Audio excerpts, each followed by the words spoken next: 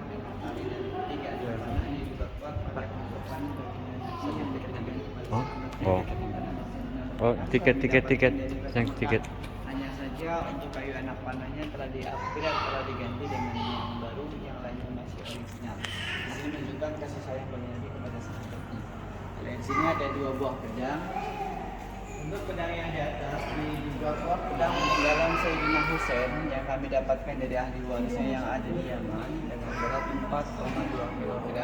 Sarung pedangnya dari kulit kambing. Kalau yang di bawah juga kuat pedang Sayyidina Khalid bin Walid kami dapatkan dari Yordan berat 5,5 kg. Sarung pedangnya dari kulit unta 5,5 kg dengan 4,2 kg menunjukkan betapa kuatnya para sahabat dan kita berharap dapat barokahnya para sahabat. Amin.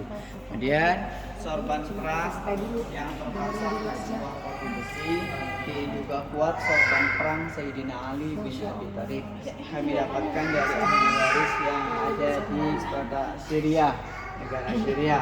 Sayyidina Ali ini ulamanya para sahabat dan juga pendekarnya para sahabat. Semoga kita dapat barokahnya. Di sini juga menunjukkan menggunakan helm itu termasuk apa yang pernah dicontohkan para sahabat ketika berperang, di antara ikhtiarnya menggunakan helm besi. Nah, kita juga di dalam kendaraan menggunakan helm besi kalau kita niatkan sebagaimana para sahabat dan baginda Nabi, kita mendapatkan nilai pahala. Kemudian sebelah sini ada tasbih yang diduga kuat terbuat dari tulang unta yang usianya lebih dari 1400 tahun. Tasbih ini bukan tasbih Rasulullah, juga bukan tasbih sahabat, hanya saja tasbih ini dibuat dari tulang unta baginda Nabi. Di sini memberikan pelajaran apa saja yang berkaitan dengan baginda Nabi memiliki nilai yang luar biasa. Kemudian sebelah sini ada wadah susu unta. Wadah susu unta ini diduga kuat milik Sayyidah Fatimah, putri baginda Nabi, pemberian baginda Nabi. Di sini memberikan pelajaran kasih sayang orang tua kepada anaknya dan memberikan pelajaran penting buat kita semua. Setiap kita minum susu, rasakan susu adalah minuman yang pernah diminum baginda Nabi. Di antara doanya Allahumma barik lana fihi wa zidna minhu.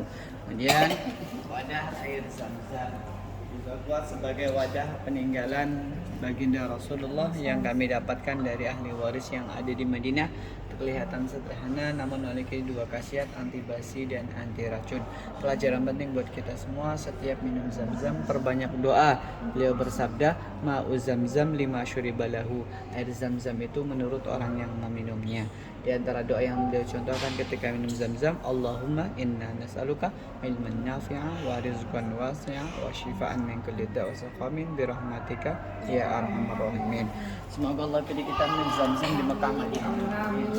Kemudian wadah obat diduga kuat milik Sayyidah Khadijah, istri baginda Rasulullah. Diyakini wadah obat ini pemberian baginda Nabi yang beliau berikan kepada istrinya, menunjukkan kasih sayang suami kepada istrinya. Di sini memberikan beberapa pelajaran penting. Yang pertama, sikap yang benar dikala sakit. Kalau sakit, pertama kali doa. Kenapa? Karena yang datangkan sakit Allah, yang menyembuhkan juga Allah. Maka doa. Baru yang kedua, ikhtiar. Salah satu bentuk ikhtiarnya minum obat. Maka kalau minum obat, rasakan kita menghidupkan sunnah Rasulullah. Yang ketiga, baru tawakal pasrah total. Pelajaran yang kedua, ini wadah obat Sayyidah Khadijah ketika di Mekah. Beliau ketika di Mekah, sedangkan didapat di Madinah. Mana yang bisa dipahami, apa yang beliau miliki, beliau akan jaga dan rawat dengan baik. Wallahu a'lam. Kalau bergeser di sebelah sini ada pakaian, ya, pakaian ini dikenal sebagai paranja.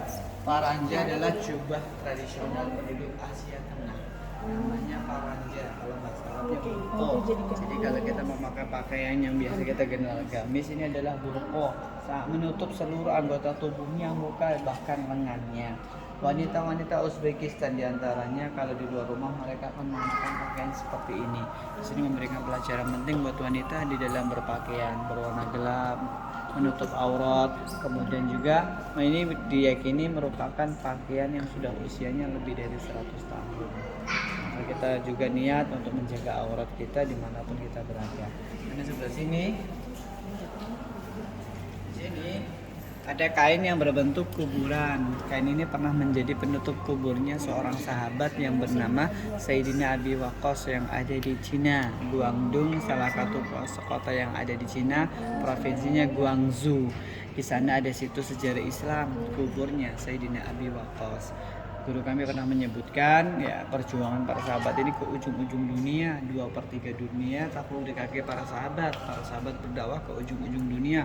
Maka jangan heran kalau ada kuburnya di Cina, bahkan jangan heran kalau ada kuburnya di Medan, di Indonesia. Di sini juga memberikan pelajaran bahwasanya dakwahnya para sahabat ke ujung-ujung dunia. Kemudian sebelah sini serpihan daun kurma dan sajadah yang diambil dari Bi'ru Azak atau sumur Azak yang ada di Quba, Madinah. Di antara kesimpulannya, termasuk tempat yang barokah adalah tempat yang pernah disinggahi Rasulullah atau orang-orang soleh. Bagi Nabi ketika hijrah dari kota Mekah menuju Madinah disambut dengan Thala al-Badru alaina. Di situ beliau disambut dengan Thala al-Badru alaina sehingga di rumah seorang sahabat. Nah, rumah beliau ini sampai sekarang masih ada, tidak dihilangkan oleh pemerintah Arab Saudi. Daun kurma ini ceritanya diambil di bekas rumah yang 1400 tahun yang lalu. Rumah itu pernah disinggahi Rasulullah. Iya, jadi makna yang bisa dipahami termasuk tempat yang barokah, tempat yang pernah disinggahi baginda Rasulullah. Bahasa yang paling mudahnya petilasan kalau zaman sekarang. Adapun sejadah itu bukan sejadah Nabi, bukan. Hanya saja sejadah itu pernah diletakkan di atas tanah yang tanah itu diyakini tidak ditutup oleh pemerintah Arab Saudi sejak 1400 tahun ada. Itu pernah digunakan Rasulullah sholat. Jadi berada di tempat di Quba, Madinah. Semoga dimudahkan ziarah ke sana. Amin. Ya Allah. Kemudian di sebelah sini kami bikin replika yang berkaitan dengan Ka'bah. Di antaranya replika Hajar Aswad, replika pintu Ka'bah dengan kuncinya, replika Makam Ibrahim dan replika talang emas. Semoga dengan mengenali bagian-bagiannya Allah mudahkan berangkat ke sana. Amin. Segera bikin paspor, niatkan semoga Allah mudahkan berangkat haji dan umroh. Kalau bikin paspor yang pilihan elektronik, jangan non elektronik biar mudah. Kalau yang elektronik itu kemana-mana sudah ada chipnya, jadi kalau kita mengantri di bandara tidak lama. Ya, ini Hajar Aswad ini apabila orang yang menciumnya biasanya akan berguguran. Maka bagi yang ada kesempatan menciumnya, bagi yang tidak menciumnya isyarat dengan tangan kanan. Bismillahirrahmanirrahim. Saya sering kasih masukan buat para laki-laki kalau pengen mencium Hajar Aswad, usahakan jangan sendiri, diawali minum air zam-zam, sholat 2 rakaat, doa, berbanyak sholat dan doa, mencium rukun yang mani, baru mencium rukun Hajar Aswad. Bagi perempuan jangan terlalu berambisi, kenapa? Resikonya terlalu besar. Saya kasih polisi buat para wanita, ada pahala yang begitu sangat besar tanpa bersusah payah mendapatkannya. Apa itu? Mencium suaminya, memegang suaminya. Kalau suaminya hitam legam, asalkan ini adalah Hajar Aswad yang sedang berjalan. Setelah mencium Hajar Aswad berjalan, bergeser, namanya multazam. Ya, Hajar Aswad dan pintu Ka'bah antara ini namanya multazam. Jangan lewatkan doa. Iya, pokoknya antara Hajar Aswad dan pintu Ka'bah. Kemudian doa lagi tepat di bawah pintu Ka'bah. Di situ ada bagian fondasinya. Di bawah itu di bagian pintu Ka'bah bawahnya ada fondasi Ka'bah yang berwarna seperti kayak batu bata warna merah. Itu dulu malaikat Jibril mengajari Rasulullah sholat. Maka kita doa di situ. Kemudian usahakan juga sholat dan doa di dalam Hijr Ismail. Ya, orang yang sholat dan doa di dalam Hijr Ismail seperti sholat di dalam Ka'bah. Maka itu sayang. Apalagi tepat di bawah talang emas. Biasanya itu yang sini sebelah sini tutup, pintu yang sana terbuka. Laki-laki masuk, perempuan mengantri. Kalau perempuan masuk, laki-laki mengantri. Kalau sudah selesai baru mencium rukun yamani. Kalau rukun yamani kemudian di sini orang bisa. Nah, kalau sholat sunnah di belakang makam Ibrahim, maka jangan dilewatkan. Sholat sunnah di belakang makam Ibrahim. Makam Ibrahim itu bukan kubur Nabi Ibrahim, batu yang pernah dipijak Nabi Ibrahim ketika membangun Ka'bah. Kemudian ada batu yang dikenal sebagai batu sijil, batu yang dibawa burung ababil kemudian dilempar kepada Raja Abraha sebagaimana firman Allah wa arsala alaihim Batu ababil, batu ababil. tarmihim bihijaratin min Batu sijil. Batu sijil. Batu ini beratnya 3,5 ons, mendekati setengah kilo. Maka kita berharap semoga dijauhkan dari api neraka. Rasulullah mengajarkan kepada umatnya untuk berdoa supaya dilindungi dari api neraka. Allahumma ajirni minan nar. Kita baca setiap habis habis sholat minimal maghrib dan subuh berapa kali? 7 kali. Kemudian di sini ada bongkahan batu yang juga batu fondasi Ka'bah, memberikan harapan semoga segera Allah mengantar kita berangkat doa depan Ka'bah. Batu cincin ini diambil di sumur Madian. Sumur Madian adalah sumur yang pernah disinggahi Nabi Musa di saat itu. Jadi mengambil berkah di ceritanya Nabi di sumur yang pernah disinggahi Nabi Musa. Kemudian ada dua benda unik. Pertama, beras bertuliskan surat Al-Ikhlas. Berasnya berwarna putih, bertinta hitam, cairan kuning itu pengawet. Coba lihat kameranya. Saya bantu. Iya, satu aja. Saya akan bantu. Ini berasnya berwarna putih, bertinta hitam, cairan kuning itu pengawet. Kita akan bisa membacanya dengan jelas. Batu ini bentar ini ya kurang jelas ininya. Ini ada yang putih. Cuma sebentar ya, ini berasnya berwarna putih bertinta hitam, dua ayat terakhir pamit. Iya, yang ini cuma ya ini ya betul. Ya ini berasnya berwarna putih bertinta hitam, cairan kuning itu pengawet. Iya, berasnya berwarna putih.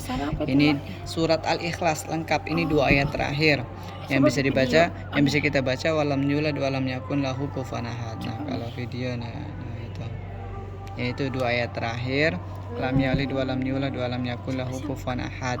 Iya, kalau kita goyang nanti dua ayat pertama masih di bawah itu. Ini lam yalid walam yulad walam yakun lahu kufuwan ahad. Ya. Ini usianya sudah 100 tahun. Kalau ini batu cincin berlafadzkan Allah. Ini dari Indonesia. Ya, ini kelihatan batu cincinnya berlafadzkan Allah. Ya, ini. Kalau ini prosesnya alami, kalau ini tulisan tangan. Iya. Kemudian ini salah satu karpet sajadah Masjid Nabawi. Ini nih, karpet ini. Iya, ini salah satu karpet sajadah salat Masjid Nabawi tahun 2012. Sedangkan ini kiswah penutup makom baginda Nabi kami dapat dari Madinah, semoga segera berangkat. Kiswa penutup makomnya Rasulullah. Karpet sajadah Masjid Nabawi tahun 2019. Ini karpet salat Masjid Nabawi 2019. Sedangkan yang warna hijau dan warna merah ini kiswah dalam Ka'bah. Ya, kiswah Ka'bah itu ada dua bagian. Yang menutupi luar Ka'bah warnanya hitam bermotif emas dan merah. Yang melapisi dinding Ka'bah ada yang hijau, ada yang merah. Yang itu potongan kiswah Ka'bah dari Mekah 2017. Kemudian ini karpet sajadah Masjidil Haram dari Mekah di tahun 2013. Iya, sekali ibadah di Masjidil Haram Allah lipatkan 100.000. Sekali ibadah di Masjid Nabawi Allah lipatkan 1.000. Semoga dimudahkan. Ya, ini potongan kiswah Ka'bah 2017, potongan kiswah Ka'bah 2016, 2016. Ya, kemudian ada topi Syekh Muhammad Nazim. Topi Syekh Muhammad Nazim. Siapakah Syekh Muhammad Nazim? Beliau masih keturunannya Syekh Abdul Qadir Al-Jailani, salah seorang mursyid Thariqah Naqsabandi. Jadi ini sebabnya ke Thariqahnya kita sebagaimana beliau Thariqah Naqsabandi ya. Iya. Kemudian di sini ada dua buah tongkat. Tongkat yang di atas diduga kuat peninggalan Imam Ghazali karena kitab Ihya. Semoga kita dapat barokahnya beliau ya, dikenal sebagai Hujjatul Islam. Kalau tongkatnya yang di bawah tongkatnya Haji Siddiq. Siapa beliau? Beliau ayahnya Romo Kiai Mahmud Khalid Umar, ayahnya pendiri Al-Fatih. Semoga kita dapat barokahnya ya. Jadi Romo Kiai Jeron bin Romo Kiai Mahmud bin Kiai Siddiq ya. Kemudian sebelah sini ada sorban. Sorban ini diduga kuat peninggalan Imam Syafi'i rahimahullah. Kami dapatkan dari ahli waris yang ada di Yaman. Imam Syafi'i salah satu imam mazhab 4. Imam Syafi'i, Imam Hanafi, Imam Maliki, Imam Hambali. Semoga kita dapat barokahnya. Amin. Kami juga menempel 9 foto makam Wali Songo. Makanya yang dari Jakarta, saya lihatkan kalau ke Jawa ziarah Wali Songo. Nanti itu mulai dari Sunan Ampel yang di Surabaya sampai Sunan Gunung Jati yang di Cirebon.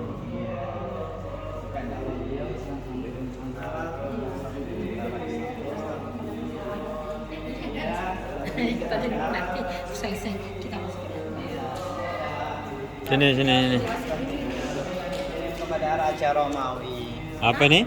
Ya, ini judulnya replika surat baginda Nabi yang dikirim kepada Raja Heraklius, pembesar Romawi. Yang asli masih di Yordan. Ini yang asli masih di Yordania. Kami bikin replikanya karena ada beberapa Ini yang ditulis penting. Rasulullah. Yang nulis bukan Oh, Rasulullah. yang nulis? Rasulullah mendiktenya, sahabat yang Oh, menulisnya, sahabat yang menulis. kemudian pas sahabat yang lainnya emang mengirimnya. Di sini ada beberapa pelajaran penting. Yang pertama mengenai pentingnya menjaga adab. Apa saja yang berkaitan dengan agama kita muliakan. Ya, jangan sampai Quran taruh di bawah, kitab agama taruh di bawah buku tulisnya. Karena dulu ketika dikirim oleh surat oleh Rasulullah, Raja Romawi menerimanya dengan baik. Maka kerajaan mereka bertahan yang luar biasa sampai zaman Sultan Muhammad Al-Fatih baru bisa ditaklukkan. Iya. Yang kedua, kerajaan Persia dihancurkan oleh Allah. Kenapa kerajaan Persia dihancurkan oleh Allah? Karena ketika dikirim surat oleh Rasulullah disobek-sobek, maka kerajaan mereka pun dihancurkan. Maka jaga adab apa saja yang berkaitan. Adab sama Al-Quran. Yang Nggak boleh taruh kedua, bawah. ya yang kedua cara dakwah bisa mengirim surat. Selain kita dakwah orang ke orang, kampung ke kampung, maka bisa juga dengan mengirim surat. Maka kalau punya HP, gunakan ladang dakwah buat kita, jangan sampai menjadi pemecah belah. Yang ketiga, cara mengucapkan salam dengan non muslim. Di sini baginda Nabi menulis dalam suratnya melalui sahabatnya, salamun ala manittaba'an huda. Jadi kalau kita jumpa non muslim, doakan supaya dapat hidayah. Salamun ala manittaba'an huda itu artinya semoga keselamatan bagi orang yang mengikuti hidayah. Ya. Oleh kemudian dua artefak ini diambil dari Cina. Ya, ini dari Cina nih. kain penutup kuburnya Said Al-Bukhari, gubernur pertama di zaman dinasti Yuan, kerajaan Mongol. Kalau kita pengen melihat sejarah Islam di Cina, hidup di kota Yunan. Di sana banyak raja-raja Islam. Iya, ini kain penutup Said Bukhari dan batu stempel Said Nasruddin. Kalau yang ini kiswah pintu Ka'bah 2004 Masehi dan di zaman Daulah Utsmani. Semoga Allah memberikan rahmat ke sana semua. Saya bantu foto keluarga di sini. Silakan foto keluarga.